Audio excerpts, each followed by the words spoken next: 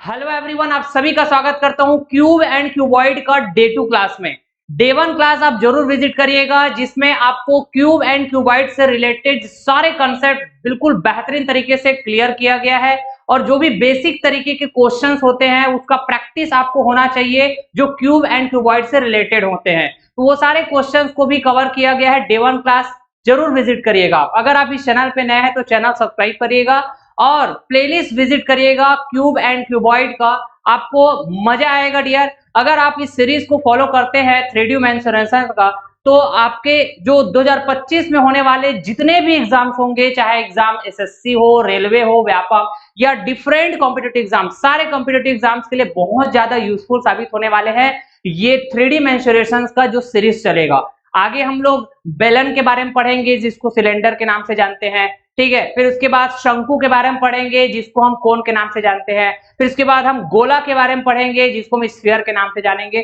तो all 3D मेंसुरेशंस cover किया जाएगा। आप बेहतरीन तरीके से एंजॉय करने वाले हो। तो आज की सेशन में हम लोग क्यूब एंड क्यूबॉइड से रिलेटेड कुछ अच्छे वैरायटी के सवालों का कलेक्शन डिस्कस करेंगे, जो डिफरेंट डिफरेंट कॉम्पिटिटिव एग्जाम में पूछे गए सवाल होंगे। चलिए स्टार्ट करते हैं आज का यह सेशन। ओके, देखिए दोस्तों, अगर हम क्यूब के बारे में कहें तो ये सारे फार्मूला है जो हम बेहतरीन तरीके से याद कर चुके हैं, सीख चुके हैं, समझ चुके हैं। डे 1 क्लास अगर आप विजिट किए तो आपको ये बात पता होगा। ठीक है, थोड़ा सा मैं क्विक रिवीजन दे देता हूं आपको कि ये है भाई साहब क्यूब का फिगर। जो आप फिगर देख पा रहे हैं ये क्यूब है, जिसको हम घन के नाम से जानेंगे, जिसमें सारे डायमेंशन, सारी विमाएं बराबर होते हैं। चाहे आप लंबाई की बात करिए, चाहे चौड़ाई की बात करिए, चाहे ऊंचाई की बात करिए, सारे के सारे विमाएं ए के बराबर है क्या, या फिर मैं कहूं घन की भुजा ए के बराबर है। ठीक है जी।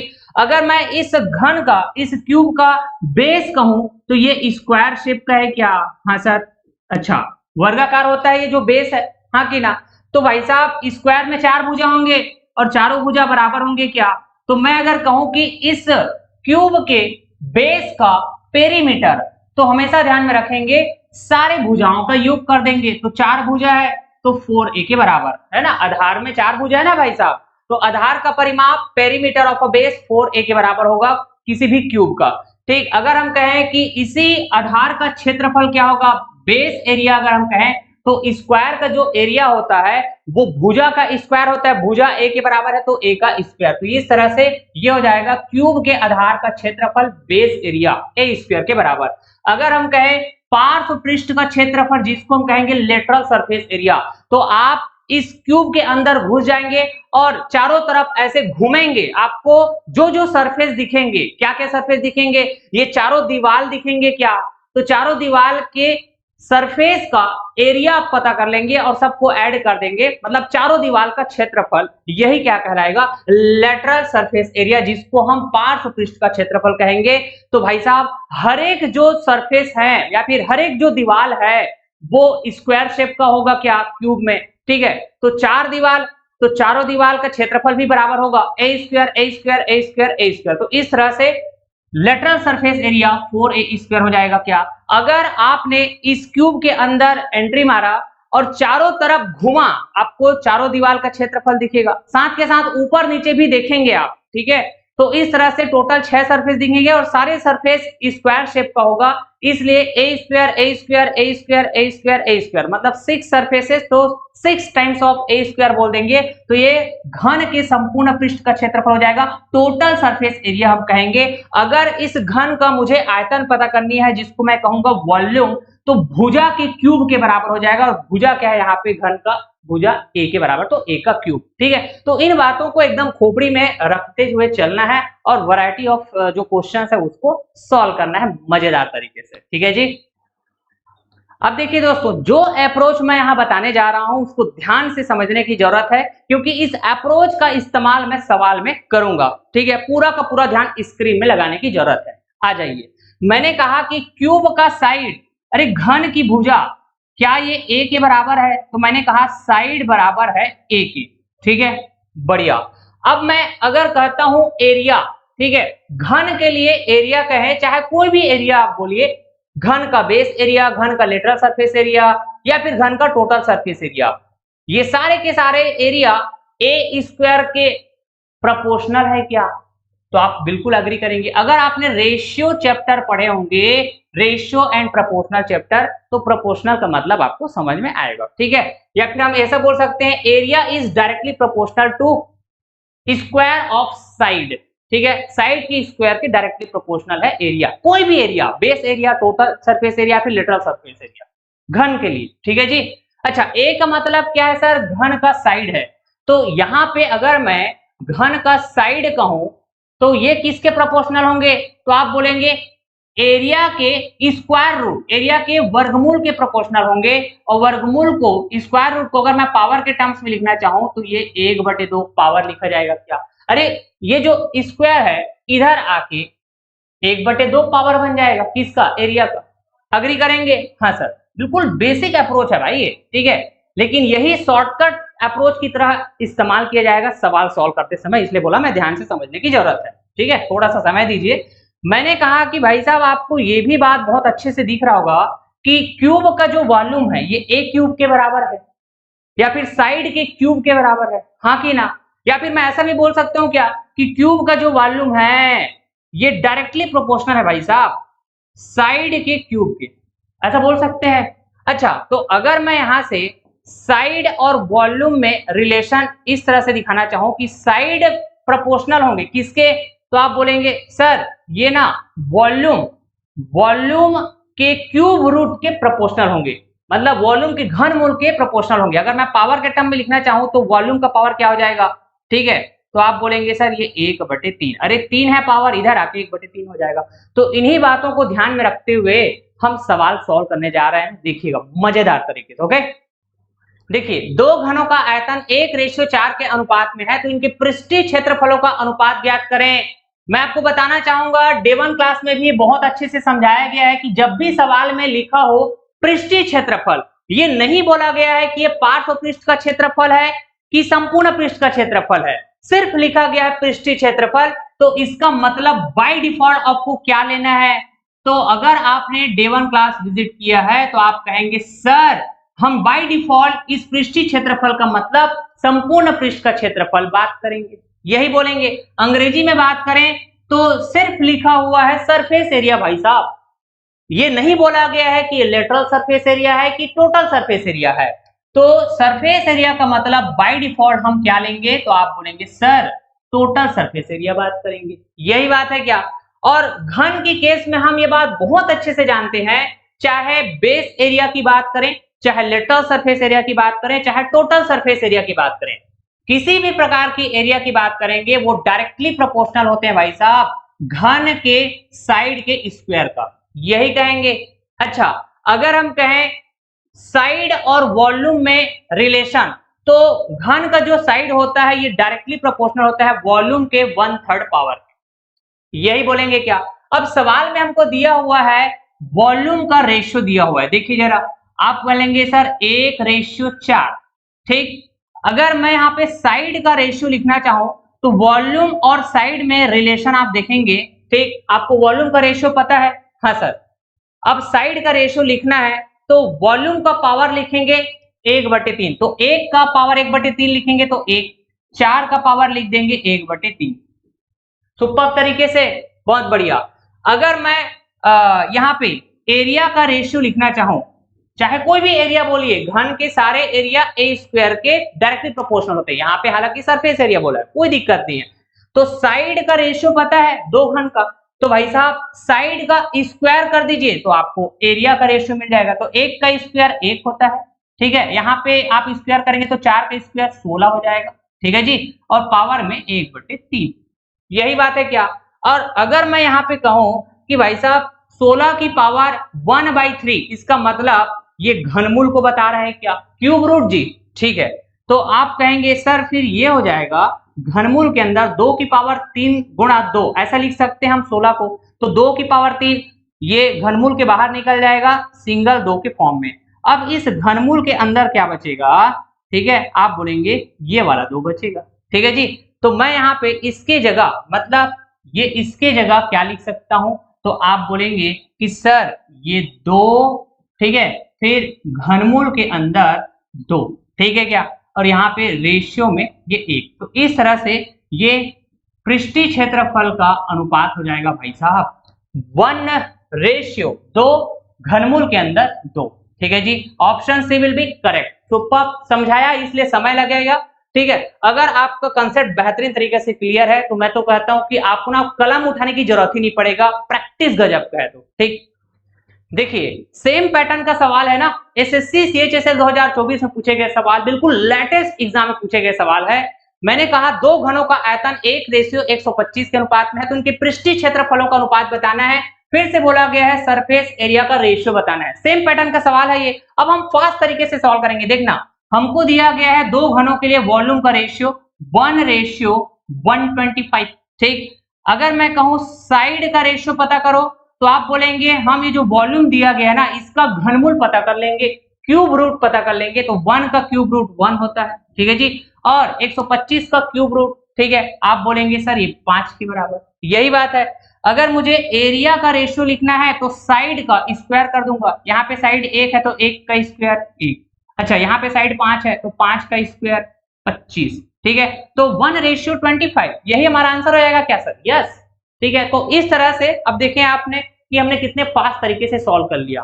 तो जितना ज्यादा प्रैक्टिस उतना आप फास्ट तरीके से सॉल्व कर पाएंगे, यकीन मानिए। ठीक है जी, देखिए एक बड़ा ही मजेदार कंसेप्ट बताने जा रहा हूं, ध्यान से समझने की जरूरत है। When something is melted to form another new thing, then the volume before melting and the volume after melting will always be equal। हमेशा इस बात को ध्यान रखिएगा। क्या बोलना चाह रहा है? जब किसी चीज को पिघलाकर दूसरी नई चीज बनाई जाती है, तो पिघलाने से पहले का आयतन और पिघलाने के बाद का आयतन हमेशा बराबर होगा। अगर मैं इसी को दूसरे शब्दों में ऐसा बोलना चाहूं कि भाई साहब, by melting a large cube many small cubes are made। एक बड़ा सा क्यूब है, उसको पिघलाकर, उसको मेल्ट करके हम अगर छोटे छोटे बहुत सारे स्मॉल क्यूब बनाते हैं, तो इसका मतलब क्या हुआ कि भाई साहब वॉल्यूम ऑफ लार्ज क्यूब मतलब वॉल्यूम बिफोर मेल्टिंग, ये बराबर होगा volume of all small cubes मतलब वॉल्यूम आफ्टर मेल्टिंग। समझ पाए क्या? अच्छा, तो अगर मैंने कहा कि जो बड़े घन को पिघलाया जा रहा है और पिघलाने के बाद बहुत सारे छोटे छोटे घन बनाया जा रहा है, तो एक छोटे घन का जो वॉल्यूम है, एक छोटे घन का जो आयतन है, मान लो वो v स्मॉल के बराबर है। तो ऐसे हमको बहुत सारे छोटे घन बनाना है।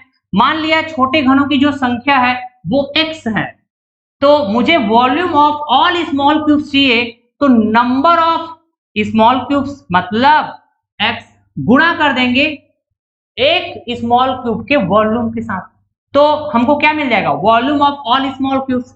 और ये v लार्ज क्या है सर? तो आप बोलेंगे वॉल्यूम ऑफ लार्ज क्यूब, बड़े क्यूब का आयतन है। तो अगर मुझे x की वैल्यू चाहिए तो आप बोलेंगे sir volume of large cube divide कर दिया जाएगा वॉल्यूम ऑफ स्मॉल क्यूब। यहीं से जी, यहीं से तो ये कंसेप्ट आया ना। तो ये आप फार्मूला समझिए, कंसेप्ट समझिए, जो समझना समझिए, ये बहुत बेसिक अप्रोच है। ठीक है, और ऐसे पैटर्न के सवाल आप यहाँ पे देख भी सकते हैं। मैंने कहा एक 648 सेंटीमीटर स्क्वायर संपूर्ण पृष्ठ क्षेत्रफल वाले घन से 72 सेंटीमीटर स्क्वायर संपूर्ण पृष्ठ क्षेत्रफल वाले छोटे छोटे कितने घन बनाए जा सकते हैं। तो इस सवाल को सॉल्व करने के लिए है ना, आप ये फार्मूला इस्तेमाल करेंगे, कहेंगे नंबर ऑफ स्मॉल क्यूब्स बराबर होगा v लार्ज मतलब बड़े वाले क्यूब का आयतन डिवाइडेड बाय v स्मॉल मतलब छोटे वाले क्यूब का आयतन। ठीक है, तो दोनों का आयतन आप पता कर लेंगे, वैल्यू पुट कर देंगे, आपको ये नंबर ऑफ स्मॉल क्यूब्स पता चल जाएगा। बहुत बेसिक मेथड है, लेकिन ये थोड़ा सा लॉन्ग मेथड है।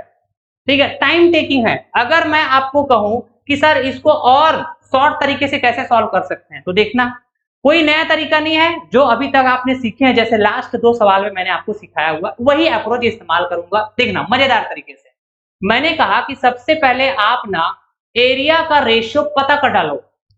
बड़े घन का एरिया दिया हुआ है 648, ठीक है, छोटे घन का एरिया दिया हुआ है 72। ठीक, इसका आप ना रेशियो पता करो। तो आप कहेंगे सर कुछ कैंसर हो सकता है। आपने कहा जी 12 से काटेंगे 6 बार में, 12 से काटेंगे 5 बार में, फिर 12 चौके 48 4 बार में, 6 से काटेंगे 1 बार में, 6 से काटेंगे यहाँ पे 9 बार में। तो आपने कहा कि सर हमने एरिया का रेशियो पता किया 9:1। ठीक है जी, बहुत बढ़िया। अगर मैं यहाँ पे साइड का रेशियो पता करना चाहूं, घन के साइड का रेशियो पता करना चाहूं, तो एरिया का स्क्वायर रूट पता करना पड़ेगा, वर्गमूल पता करना पड़ेगा। 9 का वर्गमूल कहेंगे तो ये 3। अच्छा, 1 का वर्गमूल तो 1 ही होता है। अगर मुझे साइड पता चल गया तो मैं वॉल्यूम का रेशियो पता कर पाऊंगा, हाँ कि ना। मैंने कहा साइड अगर 3 है तो वॉल्यूम क्या हो जाएगा, 3 का क्यूब। अरे 3 की पावर 3 करेंगे तो ये 27, ठीक है, क्योंकि वॉल्यूम क्या होता है, साइड का क्यूब होता है ना। अगर साइड 1 है तो वॉल्यूम क्या हो जाएगा, आप कहेंगे 1 का क्यूब 1, ठीक है। तो आपने कहा जी कि 27 यूनिट वॉल्यूम में से 1 यूनिट वॉल्यूम का कितना घन बनाया जा सकता है। तो आप क्या बोलेंगे, सर ऐसे 27 घन बनाएंगे। मैंने कहा 27 केजी चावल है, उसको बराबर बराबर बांटना है लोगों में। एक लोग को अगर हम 1 केजी चावल दिए और बराबर बराबर बांटना है, टोटल कितना 27 केजी, तो आप बोलेंगे सर 27 लोगों में बटेगा ना। तो वैसे ही 27 यूनिट वॉल्यूम है, ठीक है। तो 1 यूनिट वॉल्यूम का ऐसे कितने घन बना देंगे आप, तो 27। सुपर। अब इसी को आप ये बेसिक तरीके से सॉल्व करने जाएंगे तो देखना कितना समय लगेगा, मैं बताता हूं। सबसे पहले हम बड़े घन के लिए बात करें, बड़े घन के लिए, ठीक है। संपूर्ण पृष्ठ क्षेत्रफल के लिए फार्मूला क्या होता है, आप बोलेंगे सर 6a², ठीक है। तो बड़े घन का जो साइड है इसको a1 बोल दिया मैंने। ये किसके बराबर होगा, तो 648, हाँ कि ना। तो आपने कहा जी सर 6 से काटेंगे एक बार में, 6 से काटेंगे एक बार में, फिर 0, फिर आप बोलेंगे 8 बार में काटेंगे। तो a1 का स्क्वायर कितना है, 108 के बराबर। तो a1 की वैल्यू पता करेंगे तो 108 का रूट पता करना पड़ेगा आपको, 12 नहीं है 108। तो ये हो जाएगा सर 6√3, यही कहेंगे क्या, ये हो गया बड़े घन के लिए। अगर मैंने कहा छोटे घन के लिए तो संपूर्ण पृष्ठ क्षेत्रफल क्या लिखेंगे, 6a², तो इसको मैं a2 बोल देता हूं। छोटे घन का जो साइड है वो a2।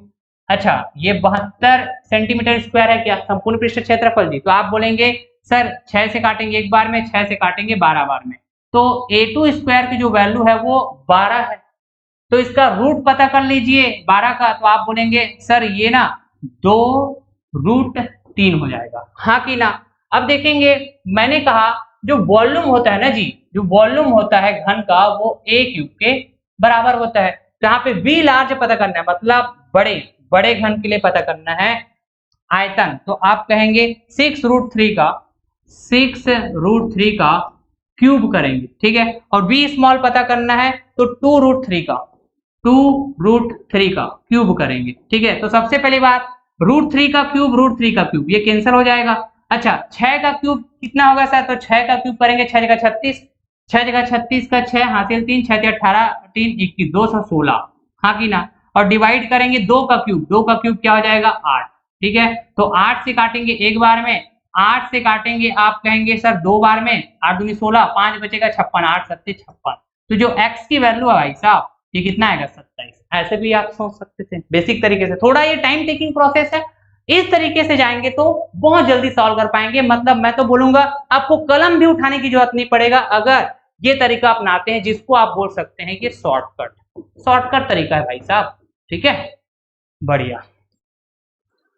चलिए, एक घनाकार बॉक्स का किनारा 1 मीटर है, इसमें 10 सेंटीमीटर किनारे वाले कितने घनों को रखा जा सकता है। घन का किनारा का मतलब क्या समझे सर, घन की भुजा, घन की साइड।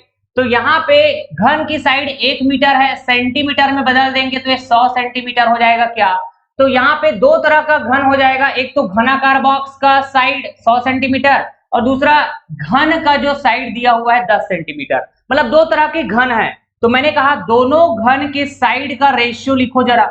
आप कहेंगे कि सर ये 100 सेंटीमीटर और दूसरा क्या है 10 सेंटीमीटर, इसका रेशियो लिख दिया सर मैंने। फिर बोलेंगे सर 0 से 0 कैंसिल हो जाएगा, 10:1। तो ये हो गया साइड का रेशियो। अगर मैं कहूं वॉल्यूम का रेशियो लिखिए तो वॉल्यूम क्या होता है, साइड का क्यूब होता है, ठीक है। तो 10 का क्यूब करने से सर ये 1000 हो जाएगा। अच्छा, 1 का क्यूब करेंगे तो ये 1 हो जाएगा। तो आप क्या बोलेंगे पता है सर, 1000 वॉल्यूम में एक वॉल्यूम के कितने घन रखे जा सकते हैं, तो आप बोलेंगे 1000। अरे जो घनाकार बॉक्स है उसकी वॉल्यूम 1000 यूनिट के बराबर है, ठीक है। अब उसके अंदर 1 यूनिट वॉल्यूम के छोटे छोटे घन रखना है, तो कितने घन रख पाएंगे? 1000 में 1 यूनिट वॉल्यूम का 1000 घन रख सकते हैं ना भाई साहब। ऑप्शन बी हमारा करेक्ट हो जाएगा। सुपर। इस तरह के अप्रोच आपको अपनाना चाहिए जब आप एग्जाम में बैठे हैं, तो बिल्कुल फास्ट तरीके से आप सॉल्व कर पाएंगे। ठीक है क्या? चलिए एक नए कंसेप्ट के बारे में हम चर्चा करने जा रहे हैं, और ऐसे पैटर्न के सवाल भी आपके एग्जाम में पूछे जाते हैं, एसएससी रेलवे जैसे एग्जाम में। तो कंसेप्ट को समझिएगा। मैंने कहा कि 3 घनों को पिघलाना है और एक बड़ा घन बनाना है। ठीक है क्या? तो मैंने कहा घन का साइड होगा। ठीक, तो मैंने कहा भाई साहब ये 3 घन का अपना खुद का साइड होगा। पहले घन का साइड A1, दूसरे घन का साइड A2, तीसरे घन का साइड A3। यही कहेंगे क्या? तो अगर मैं कहूं बड़ा घन बनाएंगे तो बड़े वाले घन का भी तो साइड होगा। मैंने कहा ये A। ठीक, अब देखिए वॉल्यूम बिफोर मेल्टिंग बराबर होगा वॉल्यूम आफ्टर मेल्टिंग। ठीक है, पिघलाने से पहले जो भी आयतन है वो पिघलाने के बाद के आयतन के बराबर होगा। तो मैंने कहा पिघलाने से पहले 3 घन है, तो तीनों घन का वॉल्यूम लिखना चाहे तो A1 का क्यूब, A2 का क्यूब, A3 का क्यूब। कहेंगे कि नहीं कहेंगे? ठीक है, तो तीनों घनों के वॉल्यूम टोटल कितने होंगे? तो भाई साहब तीनों घनों के वॉल्यूम को आप ऐड कर दो। तो पिघलाने से पहले का वॉल्यूम हो गया, पिघलाने से पहले का आयतन, और पिघलाने के बाद जो बन रहा है वो बड़ा घन बन रहा है क्या? तो बड़े वाले घन का आयतन लिख दो यहाँ पे। तो भाई साहब बड़े वाले घन का साइड A है, तो A का cube. This is the concept. ठीक, तो यहाँ पे ना कुछ कॉम्बिनेशन आपको देखने को मिलेगा जो आप डायरेक्ट याद रखेंगे तो सवाल आप बहुत इजीली सॉल्व कर पाएंगे। जैसे मैंने कहा कि A1 की जगह मान लो 3 है, ठीक है, A2 की जगह मान लो 4 है, A3 की जगह मान लो 5 है। ठीक, तो A बराबर यहाँ पे क्या होना चाहिए पता है? 6 होना चाहिए। आप चेक करके देख लो, 3 का क्यूब प्लस करना, 4 का क्यूब प्लस करना, 5 का क्यूब, ठीक है, ये बराबर आ जाएगा 6 के क्यूब का। चेक करके देख लेना आप। तो अगर आपको इस तरह से 3, 4, 5, ठीक है, ये 3, 4, 5 को पिघलाने से जो बड़ा वाला घन बनेगा ना, तो उसका जो साइड होगा ये 6 के बराबर होगा। ऐसे आपको डायरेक्ट ध्यान में होना चाहिए। ठीक है, अच्छा अगर मैं इसी में इस तरह से बात करूं भाई साहब, मान लो ये 3 का 2 गुना किया, ठीक है, तो ये 6 हो जाएगा। अच्छा 4 का 2 गुना किया तो ये हो जाएगा 8। अच्छा 5 का 2 गुना किया तो ये हो जाएगा 10। ठीक, तो इस तरह से मैं कह सकता हूं कि 6 का 2 गुना करने से ये 12। तो आप बोलेंगे 6, 8, 10 इसको पिघलाने से 12 बनेगा, या फिर आप कहेंगे 6, 8, 10 ऐसे भुजा वाले 3 घन है, उसको पिघलाने से जो बड़ा घन बनेगा उसका भुजा 12 है। समझ पा रहे हैं क्या?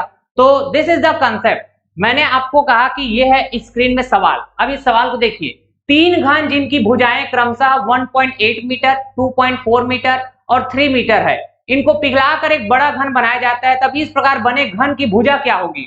मतलब आपको यहाँ पे A1 दिया हुआ है, A2 दिया हुआ है, A3 दिया हुआ है, तो आपको ये बड़े वाले घन की भुजा मतलब A की वैल्यू पता करनी है क्या सवाल के हिसाब से? यही बात है। अच्छा तो आप कहेंगे सर हम जानते हैं कि 3, 4, 5 इसको पिघलाने से 6 बनता है, हाँ कि ना? तो मैं अगर देख पा रहा हूं यहाँ पे कि भाई साहब 3 का अगर मैं 0.6 गुणा करूं तो ये 1.8 मिल जाएगा। तो भाई साहब 4 के साथ भी आप 0.6 का गुणा करेंगे तो 4 छका 24, ये 2.4 हो जाएगा। अच्छा 5 के साथ भी आप गुणा कर देंगे 0.6 तो ये हो जाएगा 5 छके 30, 3 आ जाएगा ये। ठीक, तो अगर मैं कह रहा हूं कि इधर 0.6 का गुणा किए तो इधर राइट साइड में भी 0.6 का गुणा कर दो, तो 6 छका 36, ये हो जाएगा 3.6। तो आप बोलेंगे 1.8, 2.4 और 3 को पिघलाने से जो बड़ा घन बनेगा उसकी भुजा 3.6 मीटर। ऑप्शन बी हमारा करेक्ट हो जाएगा। This is the concept. ठीक, तो ये एक पैटर्न वाले सवाल है, तो इस कंसेप्ट को आप ध्यान रखेंगे जो मैं यहाँ पे बताया। ठीक, तो अगला सवाल की तरफ हम फिर आगे बढ़ते हैं। ठीक है जी, मजा आया? चलिए बिल्कुल लेटेस्ट एग्जाम में पूछे गए सवाल है, सेम पैटर्न के सवाल। यहाँ भी 3 घन है, 3 घन को पिघलाकर एक बड़ा घन बनाया जाएगा। देख सकते हैं आप, धातु के 3 ठोस घनों की भुजाएं क्रमशः 6 सेंटीमीटर, 8 सेंटीमीटर और 10 सेंटीमीटर है। इन्हें पिघलाकर एक नया घन बनाया गया है। इस नए घन का पृष्ठीय क्षेत्रफल बताना है भाई साहब, आपको सरफेस एरिया बताना है न्यू क्यूब का। ठीक है, तो सबसे पहली बात मैंने कहा क्या हम ये कंसेप्ट जानते हैं तीन घनों को पिघलाने वाला? अगर हमने कहा 3 4 5 इसको पिघलाने से 6 बनता है, हाँ कि ना? तो मेरे पास जो भुजाएं दी गई है यहाँ पे सवाल में 6 8 10 है, मतलब इसका 2 गुना है क्या? हाँ सर, 3 का 2 गुना 6, 4 का 2 गुना 8, 5 का 2 गुना 10। ये प्रैक्टिस से आएगा, ठीक है? तो 6 का 2 गुना 12।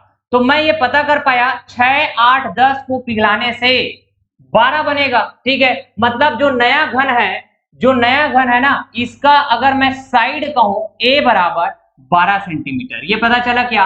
अब पृष्ठीय क्षेत्रफल का मतलब क्या होता है सर? टोटल सरफेस एरिया, मतलब संपूर्ण पृष्ठ का क्षेत्रफल।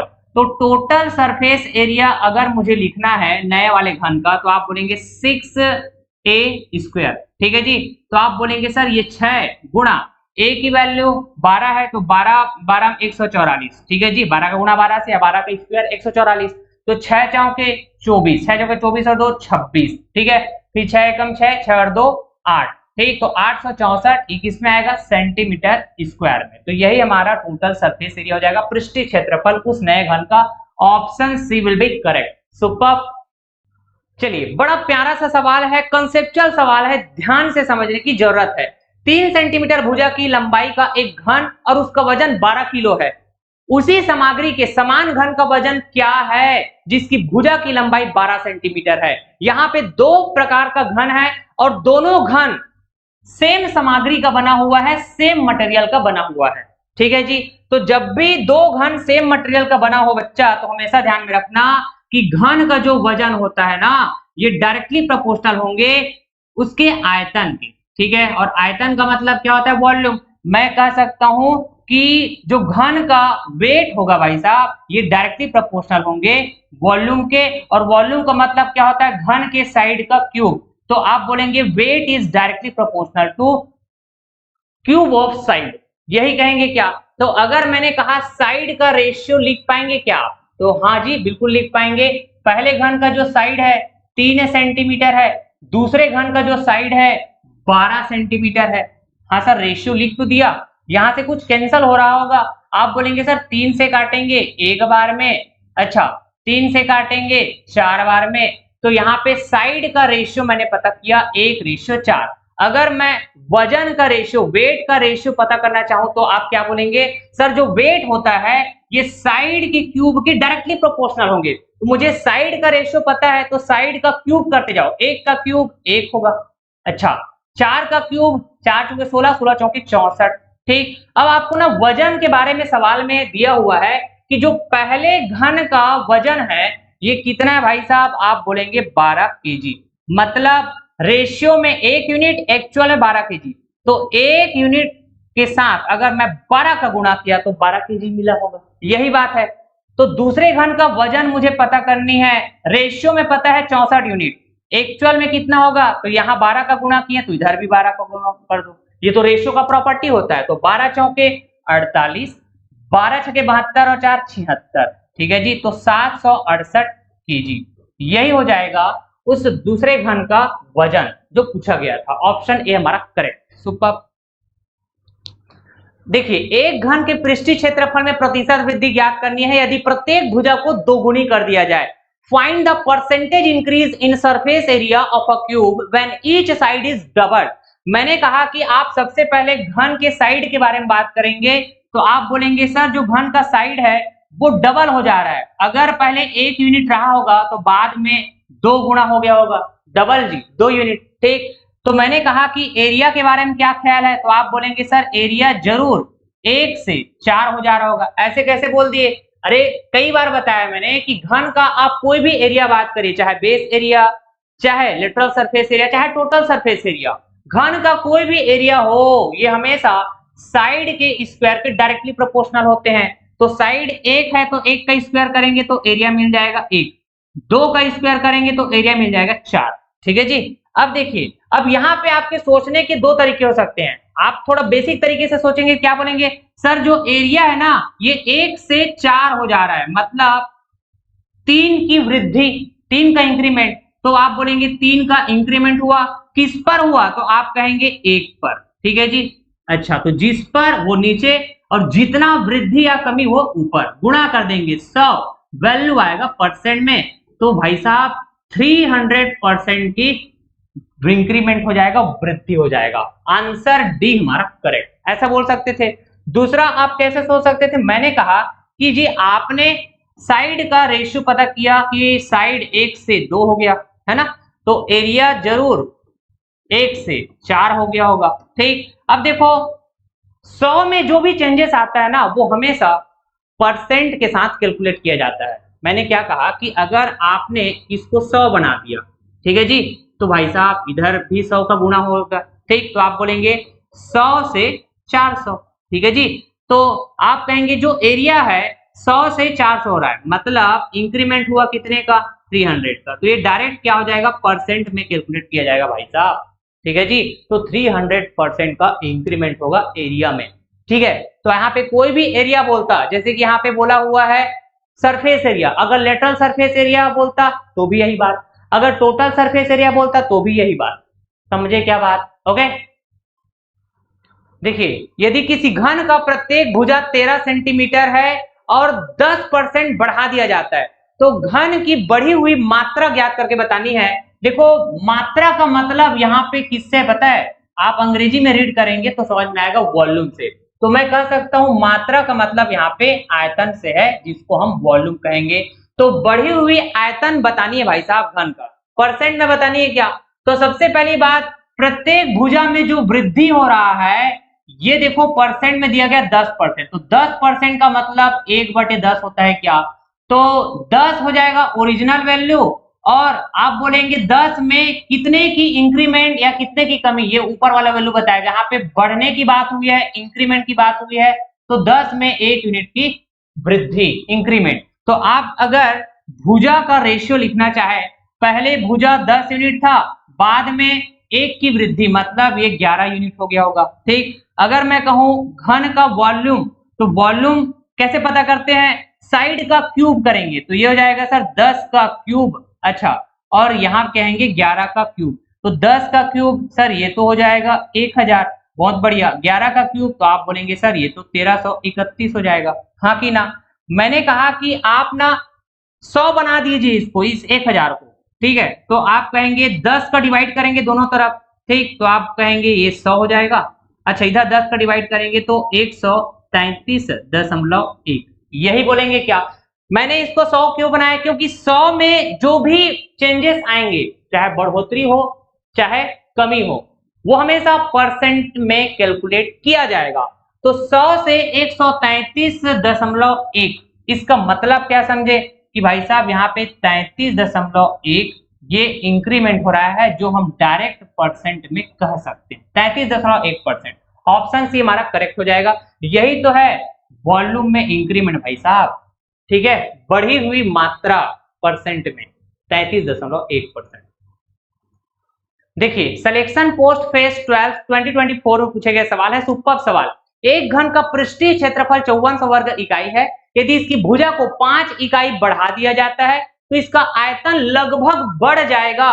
परसेंट में बतानी है, ध्यान रखना लगभग बताना है आपको ना। देखिए मैंने कहा कि घन का पृष्ठीय क्षेत्रफल, इसका मतलब क्या समझे सर, टोटल सरफेस एरिया। घन का टोटल सरफेस एरिया अगर हम लिखना चाहे तो 6a², जिसकी वैल्यू सवाल में दी हुई है 5400 वर्ग इकाई।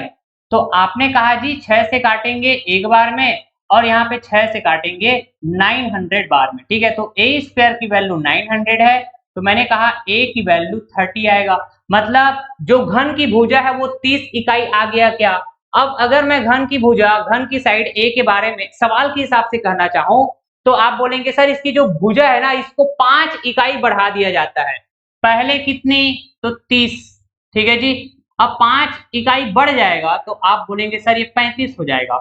तो आपने कहा जी सर हम 5 से काटेंगे 6 बार में, 5 से काटेंगे 7 बार में, तो हमने भुजा का रेशियो पता कर लिया, पहले 6 यूनिट बाद में 7 यूनिट हो गया रेशियो में। अच्छा, अगर मैं चाहूं तो वॉल्यूम का रेशियो पता कर सकता हूं, तो आप बोलेंगे 6 का क्यूब 216, पहले 216 यूनिट वॉल्यूम है ना, बाद में क्या हो जाएगा 7 का क्यूब, तो आप कहेंगे साथ ही 49, और 49 का गुना 7 से, तो ये बोलेंगे 343। हाँ कि ना? तो आप देख पा रहे हैं यहाँ पे कि भाई साहब हमारा जो वॉल्यूम था पहले 216, बाद में कितना हो गया 343। बढ़ोतरी हुआ क्या? कितने यूनिट का बढ़ोतरी? 13 में 6, ये हो जाएगा सर 7, फिर 3 में 1 गया 2, 3 में 2 गया 1, 127 यूनिट इंक्रीमेंट हुआ भाई साहब वॉल्यूम में। तो ये जो इंक्रीमेंट हुआ है किसमें हुआ है? 216 में हुआ है क्या? यही तो हमारा प्रारंभिक वैल्यू है ना, इनिशियल वैल्यू। तो 216 का 50% कहेंगे तो 108, ठीक है। लेकिन जो इंक्रीमेंट हुआ है वो 108 से भी ज्यादा है क्या? मतलब वॉल्यूम में जो इंक्रीमेंट है वो 50% से भी ज्यादा है, ठीक है। ऐसे आपको सोचना चाहिए। तो ऑप्शन ए नहीं हो सकता, ऑप्शन डी नहीं हो सकता, यही बोलेंगे आप। अच्छा, अब देखिए मैंने कहा कि प्रारंभिक वैल्यू वॉल्यूम का 216 है भाई साहब, ठीक है, और जो इंक्रीमेंट हुआ है 127, इसको मैं ब्रेक कर सकता हूं, है ना। ये प्रारंभिक वैल्यू का 50% मतलब 108 प्लस जो बच जाएगा 19, ठीक है जी। तो ये 50% तो यही हो गया, 50% कौन सा? 108 जो इंक्रीमेंट हुआ ये ऊपर में लिखा गया है ना, तो 19 भी तो इंक्रीमेंट वाला है, तो 50% से ज्यादा होगा। तो अब आप देखना, अगर मैं कहूं जो प्रारंभिक वैल्यू है 216, 10% कितना होगा? 21.6, लेकिन 19 थोड़ा कम है क्या 10% से? मतलब ये जो 19 यूनिट है इंक्रीमेंट, अगर इसको परसेंट में बात करें तो 10% से थोड़ा कम, मतलब लगभग 9% मैं बोल सकता हूं, लगभग 9% मैं बोल सकता हूं इंक्रीमेंट करके, ठीक है। तो टोटल करेंगे तो 50 प्लस 9 कितना हो जाएगा? 59%। इस तरह से आपको सोचना चाहिए, ठीक। या फिर आप थोड़ा बेसिक से जाएंगे तो डायरेक्ट ऐसा लिखेंगे, देखो 216 ये प्रारंभिक वैल्यू, जो इंक्रीमेंट हुआ है 127, इसको आप ऊपर में लिखेंगे, ठीक है, गुणा करेंगे 100, वैल्यू आएगा परसेंट में, लगभग कितने आएंगे? तो आप कहेंगे ये 59%। चेक करके देख लेना, ये आपको सोचने का तरीका बताया मैं, ठीक है जी। ओके, देखिए एक घनाकार टैंक का किनारा 20 सेंटीमीटर है तथा यह पानी से पूर्णतः भरा हुआ है, पूरा पैकम पैक भरा हुआ है भाई साहब घनाकार टैंक पानी से, ठीक है जी। यदि इससे 2 लीटर पानी बाहर निकाल दिया जाए तो शेष पानी की गहराई क्या है पता करके बतानी है। सबसे पहली बात, हम ना एक घनाकार टैंक बना लेते हैं कुछ इस तरह से, ठीक। ये है एक घनाकार टैंक, और ये घनाकार टैंक ना पूरी तरह पानी से भरा हुआ है, समझ पा रहे हैं क्या? और इस घनाकार टैंक का जो किनारा है या फिर कहिए जो भुजा है वो 20 सेंटीमीटर, मतलब लंबाई की बात करें चाहे चौड़ाई की बात करें चाहे ऊंचाई की बात करें, सारे के सारे बराबर होंगे, सेम होंगे। तो अगर मैं कहूं घन का आयतन, ठीक है, घनाकार टैंक का आयतन, तो भुजा का क्यूब यही बोलेंगे। तो इसका मतलब क्या हो जाएगा? ये 8000 सेंटीमीटर क्यूब, यही होगा क्या? अच्छा, अब देखेंगे 1 लीटर का मतलब होता है 1000 सेंटीमीटर क्यूब, भाई साहब 2 लीटर का मतलब 2000 सेंटीमीटर क्यूब। अच्छा, तो आपने क्या कहा कि सर ये घनाकार टैंक का आयतन 8000 सेंटीमीटर क्यूब है, या फिर मैं ऐसा भी कह सकता हूं क्या ये जो टैंक है पूर्णतः पूरी तरह पानी से भरा हुआ है, तो इस टैंक में भरी हुई पानी का आयतन, बात एक ही है, घन का आयतन बोलिए चाहे पूरी तरह पानी से भरा हुआ आयतन, ठीक। तो आप बोलेंगे सर ये 8000 ये टोटल पानी का आयतन है, और जो पानी निकाला जा रहा है उसका आयतन कितना है? 2000, ठीक है जी। तो शेष कितना बचेगा? आप कहेंगे 6000 सेंटीमीटर क्यूब, यही बात है क्या? ये है शेष पानी, ठीक है, 2 लीटर पानी या फिर 2000 सेंटीमीटर क्यूब का पानी बाहर निकालने के बाद जो शेष पानी बचेगा इस घनाकार टैंक में वो 6000 सेंटीमीटर क्यूब है, हाँ कि ना। अब इसको अगर मैं, आयतन है तो इसको अगर मैं लिखना चाहूं लंबाई गुना चौड़ाई गुना ऊंचाई, तो कैसे लिख पाएंगे? सबसे पहली बात, ये पूरी तरह भरा हुआ था, हाँ सर बात तो सही है, लेकिन 2 लीटर पानी हमने बाहर निकाल दिया, तो अब पानी की मात्रा कुछ कम हो जाएगा, ठीक है जी, स्तर नीचे आ जाएगा, ठीक। तो मैंने कहा जो अब पानी की गहराई है नीचे से मापेंगे वो h है, ठीक है जी। अच्छा, लेकिन पानी जो भरा हुआ है लंबाई में देखें तो 20, चौड़ाई में देखें तो 20, लेकिन ऊंचाई क्या हो जाएगा? ये गहराई के बराबर, जितने गहराई में पानी है।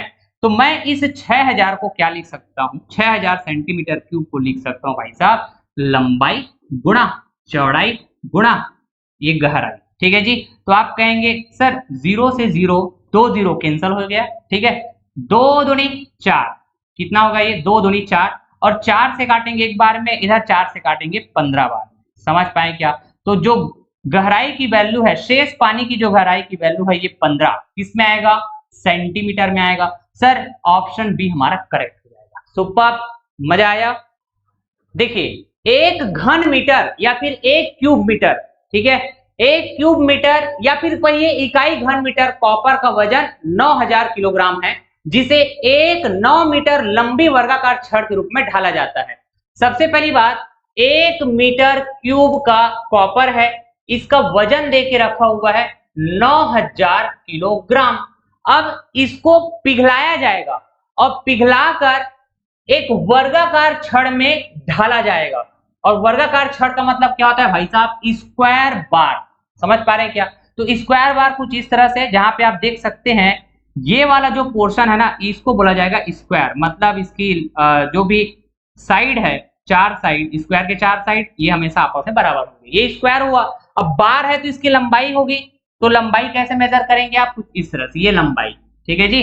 तो हमने कहा कि इस स्क्वायर बार का जो लंबाई है ये L है और L की वैल्यू 9 मीटर दी हुई है।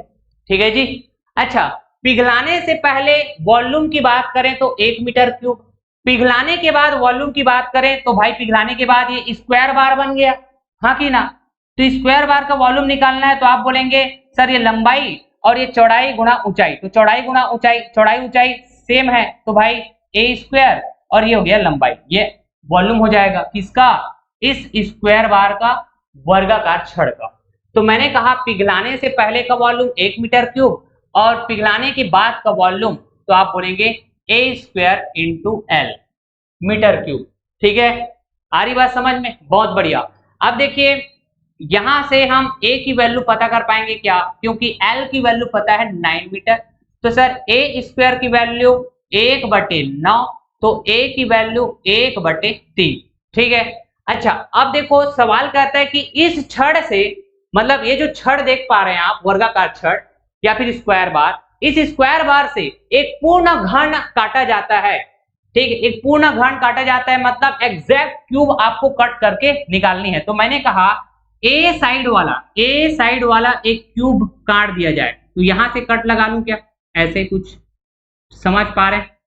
काट दिया तो इसका वॉल्यूम पता करिए, तो आप बोलेंगे सर वॉल्यूम पता करने के लिए साइड का क्यूब करना पड़ेगा, तो 1/3 का क्यूब करेंगे तो 1/27, ये मीटर में था और ये मीटर क्यूब में आ जाएगा। समझ पाए क्या? अब देखो 1 मीटर क्यूब का जो वजन है ये 9000 केजी है। ठीक है, तो मैंने कहा कि अगर 1/27 मीटर क्यूब, 1/27 मीटर क्यूब का वजन चाहिए मुझे, तो डिवाइड करना होगा 9000 को डिवाइड करेंगे किससे, 27 से। ठीक है, अरे 1 मीटर क्यूब की वैल्यू 9000 केजी, तो 1/27 मीटर क्यूब की वैल्यू पता करनी है केजी में, तो 27 से डिवाइड करना पड़ेगा, तो किसमें आएगा, केजी में आएगा, और यही हमारा आंसर हो जाएगा। और इसकी वैल्यू आप चेक करिएगा 333.3 केजी। समझे क्या? यही हमारा आंसर है। Super, option B will be correct. ठीक है, देखिए बड़ा प्यारा सा सवाल है। एक घन के बाहरी 4 दीवारों पर एक धागा लपेटा जाता है, जैसे कि एक घन आप देख पा रहे होंगे, इसके बाहरी 4 दीवार का मतलब सर ये फ्रंट वाला दीवार, और ये फ्रंट वाला दीवार जुड़ा है राइट वाले दीवार से, और राइट वाला दीवार जुड़ा हुआ है पीछे वाले दीवार से, और पीछे वाला दीवार जुड़ा हुआ है लेफ्ट वाले दीवार से। ठीक है जी। तो ये चारों बाहरी दीवार पर एक धागा लपेटा गया है, शुरू किया गया कहां से, इस कॉर्नर से। ठीक है जी। अच्छा, और खत्म कहां हो रहा है, इस कॉर्नर पर। अब देखना सवाल कहता है जहां घन की भुजा a सेंटीमीटर है, यदि धागा के प्रारंभिक सिरा बिंदु C पर है और धागा की अंतिम सिरा बिंदु D पर है, तो धागे की लंबाई क्या होगी पता करके बतानी है। थोड़ा समझने की जरूरत है, बाकी ये सवाल में कुछ खास रखा नहीं है। देखना, मैंने कहा कि बाहरी चारों दीवारों पर लपटाया है भाई साहब धागा, फ्रंट दीवार में इस तरह से लपटाया गया है, राइट वाले दीवार में इस तरह से लपटाया है, अच्छा, पीछे वाले दीवार में इस तरह से लपटाया है और इस तरह से लेफ्ट वाले दीवार में इस तरह से लपटाया हुआ है। मैं अगर चाहूं तो ये चारों दीवार को ऐसे खोल के दिखाऊं तो ये धागा भी ऐसे खुल जाएगा क्या? कैसे? देखना, इधर देखो जादू। मैंने कहा कि फ्रंट दीवार जो आप सामने से देख पा रहे हैं, यही है क्या? हाँ कि ना? बढ़िया। अब ये फ्रंट दीवार किससे जुड़ा हुआ है? राइट वाले दीवार से, यही कहेंगे। हाँ सर, बात तो सही है। फिर ये राइट वाला दीवार पीछे वाले दीवार से जुड़ा हुआ है क्या? ठीक है, ये लो भाई साहब। फिर ये जो पीछे वाला दीवार है ये किससे जुड़ा हुआ है? तो आप कहेंगे सर ये ना लेफ्ट वाले दीवार से जुड़ा हुआ है। तो इस तरह से चारों दीवार को ऐसे मैंने खोल के दिखाया, दिखेगा। लेकिन ये जो दीवार है, सभी चारों दीवार, ये बाहरी रूप से धागे से लपटाया हुआ था, तो ये धागा भी ऐसे खुल जाएगा। हाँ सर, तो स्टार्ट कहां से हो रहा है? ये बिंदु सी से, और खत्म कहां पे होगा? यहां कहीं पे डी पर खत्म होगा। क्या समझ पा रहे हैं? तो आपने देखा धागा कुछ इस तरह से खुलेगा। सुपर, समझे? तो मैंने कहा भाई जो घन की प्रत्येक भुजा है वो ए सेंटीमीटर है, या फिर घन की प्रत्येक किनारा ए सेंटीमीटर, तो ये भी ए, ये भी ए, ये भी ए, ये भी ए। अगर मैं कहूं ये, तो ये भी ए। ठीक है जी। तो मुझे इस धागे की लंबाई पता करनी है भाई साहब। तो आप देख पाएंगे एक राइट एंगल ट्राइंगल बनता हुआ नजर आ रहा होगा। दिख रहा है क्या? अच्छा, जहां पे यहाँ 90 डिग्री बन रहा है सर, अगर हम कहें यहाँ लंब क्या है? ए, आधार क्या होगा? तो ए प्लस ए प्लस ए प्लस ए, 4a। ठीक है, तो पाइथागोरस थ्योरम लगा दो। मैंने कहा ये कर्ण का स्क्वायर बराबर आधार का स्क्वायर बोलेंगे तो 4a का होल स्क्वायर, प्लस लंब का स्क्वायर कहेंगे तो a स्क्वायर। ठीक है, तो ये कितना हो जाएगा सर? एल स्क्वायर की वैल्यू, ये 4 चौकी 16 a स्क्वायर हो जाएगा। सुपर सवाल ना। मैंने कहा ये a स्क्वायर, तो सर ये हो जाएगा 17a स्क्वायर। ठीक है, तो मेरे को चाहिए l की वैल्यू, लंबाई की वैल्यू। ठीक है, तो मेरे को रूट निकालना पड़ेगा, तो एल स्क्वायर का रूट एल हो जाएगा, 17a स्क्वायर का रूट करेंगे तो a बाहर आ जाएगा, रूट के अंदर बचेगा 17। ठीक है जी, तो यही तुम्हारा आंसर है। उस धागे की लंबाई कितना हो जाएगा? तो आप बोलेंगे a root 17। Option C will be correct. मजेदार सवाल था। देखिए बड़ा प्यारा सा सवाल है। बाहरी भुजा 5 सेंटीमीटर और मोटाई 0.5 सेंटीमीटर के एक तरफ खुले घनाकार बॉक्स का कुल पृष्ठीय क्षेत्रफल पता करके बतानी है। The total surface area of one side open cubical box of outer side of length 5 centimetre and thickness is 0.5 centimetre. ठीक है जी, तो ये एक one side open cubical box है जिसको हम कहेंगे एक तरफ खुले घनाकार बॉक्स। आप देखेंगे जो घनाकार बॉक्स है वो एक तरफ से खुला हुआ है, ऊपर से खुला हुआ है क्या? ठीक है, इसकी मोटाई के बारे में अगर हम चर्चा करें तो मोटाई कुछ इस तरह से हम मेजर करेंगे कि यही तो है मोटाई। ठीक है, और मोटाई दिया गया है 0.5 सेंटीमीटर। ठीक, और बाहरी भुजा अगर हम देखें तो 5 सेंटीमीटर। अगर मुझे टोटल सरफेस एरिया चाहिए तो मुझे क्या क्या सरफेस का एरिया कैलकुलेट करना पड़ेगा? सबसे पहले आप बोलेंगे सर जो जो बाहर में सरफेस दिख रहे होंगे उसका हम एरिया कैलकुलेट करेंगे, बाहर वाले जो सरफेस है उसका एरिया। ठीक है, और जो जो अंदर में सरफेस दिखेंगे उसका एरिया, अंदर वाले सरफेस का एरिया। ठीक है जी। अच्छा, और साथ के साथ ये ऊपर में ऐसे प्लेट जैसे दिखेगा आपको, स्क्वायर प्लेट जैसा। ठीक है, इसका भी एरिया हम कैलकुलेट करेंगे, फिर सबको ऐड करेंगे। देखना मजेदार सवाल है ना, थोड़ा यूनिक तरीके के सवाल है। अगर मैं कहूं बाहर वाले जितने भी सरफेस है, कितने सरफेस है बाहर में?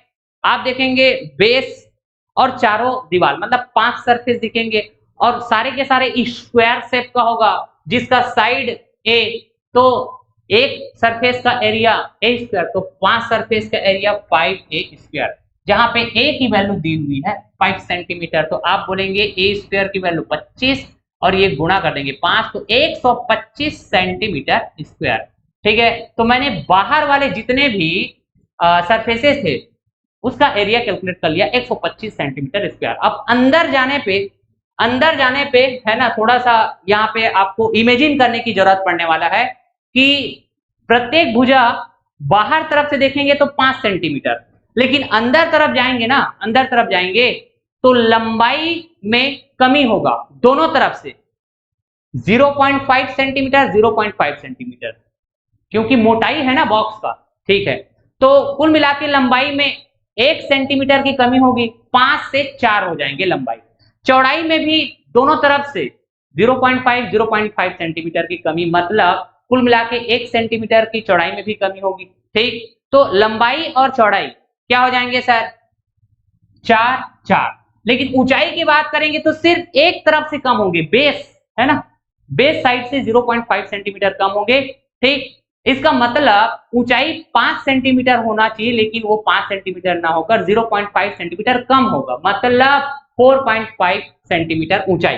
तो अगर मैं कहूं सबसे पहले लेटरल सरफेस एरिया पता कर लेते हैं अंदर वाले सरफेस के लिए। लेटरल सरफेस एरिया मतलब चारों दीवार का क्षेत्रफल, अंदर वाले दीवारों का क्षेत्रफल। ठीक है, तो आप बोलेंगे सर आधार का परिमाप, तो 2 गुणा लंबाई कहें तो लंबाई 5 से 4 हो गया, चौड़ाई कहें तो भी 5 से 4 हो गया। ठीक है जी, और गुणा ऊंचाई कहें तो एक ही साइड से 0.5 सेंटीमीटर कम होगा, मतलब 5 से 4.5।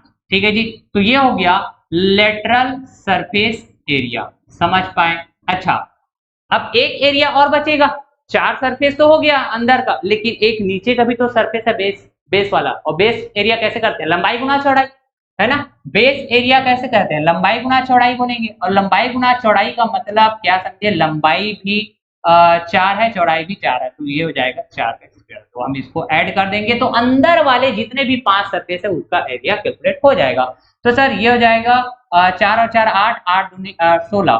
ठीक है, तो ये 16 गुणा 4.5, फिर बोलेंगे 16 पंचे 80 और 16 चौके 64, 64 और 8 कितना हो जाएगा सर? ये हो जाएगा 72 प्लस ये 4 चौके 16। ठीक है, तो ये हो जाएगा सर 8 और ये भी 8, तो 88 सेंटीमीटर स्क्वायर। ठीक, अब देखिए हमने अंदर वाले जितने भी सरफेसेस थे, टोटल 5 सरफेस, उसका एरिया कैलकुलेट किया। बाहर वाले जितने भी सरफेसेस थे, टोटल 5 सरफेस, उसका भी एरिया कैलकुलेट किया। अब हम ये वाला देखेंगे ना, ये जो प्लेट जैसा दिख रहा है, मैं आपको यहाँ पे बना के दिखा देता हूँ अलग से, कुछ इस तरह से, है ना, ऐसा। ये तो ये जो मोटाई है ये तो 0.5 सेंटीमीटर। ठीक, बाहर तरफ से अगर मैं भुजा की लंबाई देखूं तो ये भी 5, ये भी 5, ये भी 5, ये भी 5। ठीक है जी। अच्छा, अंदर देखें तो लंबाई भी कम होगा 1 सेंटीमीटर, चौड़ाई भी 1 सेंटीमीटर कम होगा, तो ये 4, ये 4, ये 4, ये 4, एकदम एक एक चीज बेहतरीन तरीके से समझा रहा हूं। ठीक है, बाकी आप ऐसे वैरायटी के सवाल प्रैक्टिस करेंगे। अब इसका मेरे को ये एरिया देखना है, ये वाला एरिया ना, ये वाला एरिया अगर मुझे चाहिए, ठीक है, तो आप कैसे पता करेंगे? स्क्वायर है ये, तो 5 का स्क्वायर करेंगे, बाहरी वाले स्क्वायर का एरिया माइनस अंदर वाले स्क्वायर का एरिया, 5 स्क्वायर माइनस 4 स्क्वायर कितना हो जाएगा? ये 25 माइनस 4 क्योंकि 16, कितना आएगा? 9। ठीक है, तो 9 सेंटीमीटर स्क्वायर। तो कुल मिलाकर हमने कहा 125 प्लस 88 प्लस 9, इस सब को टोटल कर देंगे तो हमको मिल जाएगा भाई साहब total surface area of one side open cubical box. ठीक, तो आप बोलेंगे 8 5 13।